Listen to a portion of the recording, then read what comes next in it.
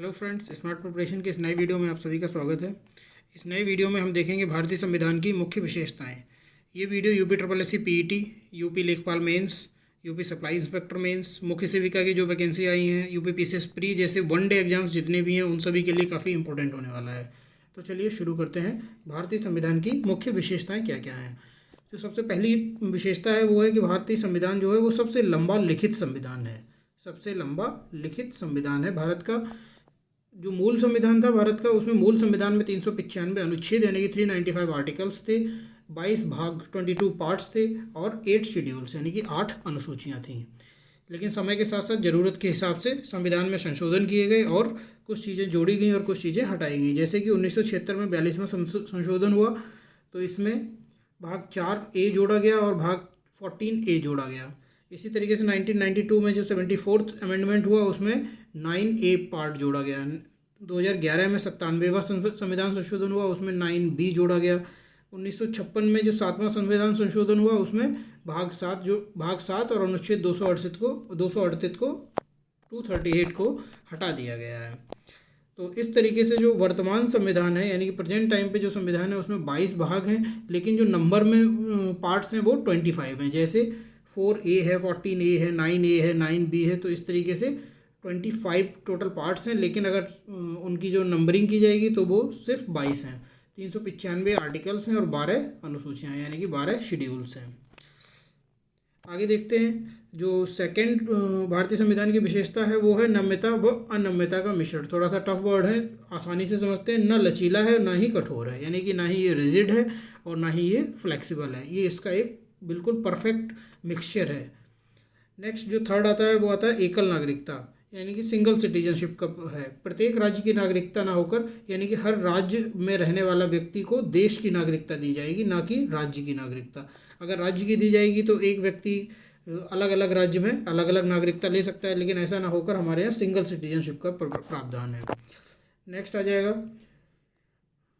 D, सार्वभौमिक वयस्क मताधिकार है, यानी कि 18 वर्ष से ऊपर प्रत्येक भारतीय नागरिक को मतदान देने का अधिकार दिया गया है। जो 1989 में 61st यानी कि 61वां संविधान संशोधन हुआ था उसमें मतदान की आयु 21 से घटाकर 18 वर्ष कर दी गई। जो 1989 से पहले 21 वर्ष थी मतदान की आयु, लेकिन उसको 18 वर्ष कर दी गई 61वां संविधान संशोधन से। तो ये थर्ड विशेषता, वो फोर्थ विशेषता हो गई हमारी कि सार्वभौमिक वयस्क मताधिकार है। फिफ्थ विशेषता जो है वो है स्वतंत्र एवं निष्पक्ष न्यायपालिका है। हमारे यहाँ ऐसी न्यायपालिका है, ऐसी जुडिशरी है जिस पर किसी का भी कोई वर्चस्व नहीं है, कोई अधिकार नहीं है। वो पूरी तरीके से स्वतंत्र है और निष्पक्ष है, किसी एक के पक्ष में फेवर नहीं करती है। तो ये आता है मूल संविधान व संविधान की रक्षा के लिए सर्वोच्च न्यायपालिका। एक सुप्रीम कोर्ट है और स्टेट्स की और कंबाइंड स्टेट्स की डिस्ट्रिक्ट कोर्ट्स, वो हाई कोर्ट्स हैं और उसके बाद डिस्ट्रिक्ट कोर्ट्स हैं। नेक्स्ट आता है, जो नेक्स्ट विशेषता है वो संसद व न्यायिक सर्वोच्चता में समन्वय है, यानी कि संसद और न्यायिक सर्वोच्चता। जो अभी मैंने बताया कि जो न्यायपालिका है वो निष्पक्ष और स्वतंत्र है, लेकिन इसके साथ साथ संसद का उस पर प्रतिबंध भी रहता है न्यायपालिका पर।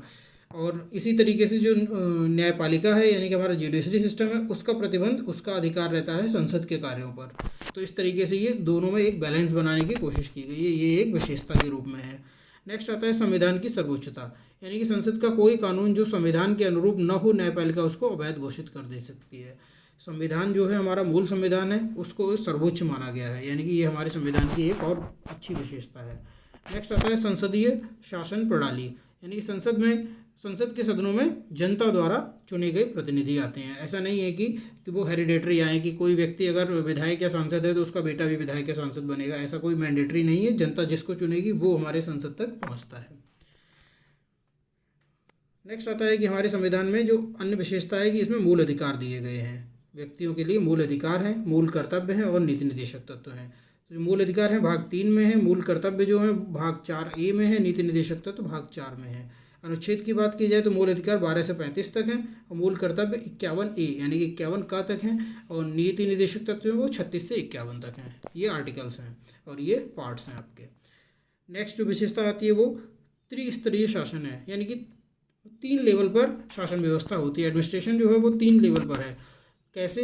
सबसे पहले होता है सेंट्रल, फिर स्टेट और फिर डिस्ट्रिक्ट एडमिनिस्ट्रेशन, जिसको कि पंचायत एडमिनिस्ट्रेशन भी बोलते हैं। तो तो और ये भारतीय संविधान की एक और विशेषता है कि इसमें स्थानीय स्वशासन का उपबंध है, जो कि विश्व में किसी भी संविधान में नहीं है।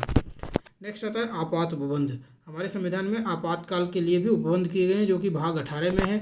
राष्ट्रीय आपात, राष्ट्रपति शासन और वित्तीय आपात, 3 तरीके के आपात के बारे में बात की गई है, 352, 356 और 360। नेक्स्ट आता है पंथ निरपेक्ष राज्य, यानी कि राज्य जो होगा उसका कोई भी धर्म नहीं होगा, वो किसी भी पंथ की तरफ ज़्यादा झुकाव नहीं करेगा और ना ही किसी भी पंथ को फेवर करेगा। 42वां संविधान संशोधन जो था उसमें प्रस्तावना में ये पंथ निरपेक्ष शब्द भी जोड़ा गया था। नेक्स्ट हम देखते हैं कि विभिन्न स्रोतों से लिया गया है। जो हमारा संविधान है वो ऐसा नहीं है कि किसी एक बुक को देख के या फिर किसी एक चीज़ को पढ़ के बना लिया गया हो। पूरी दुनिया के सारे संविधान को पढ़ के फिर उसमें से जो जो इम्पोर्टेंट चीज़ें थी वो उस हिसाब से ली गई हैं। तो क्या क्या कहाँ से लिया गया है वो हम देखते हैं। सबसे पहले देखते हैं अमेरिका से।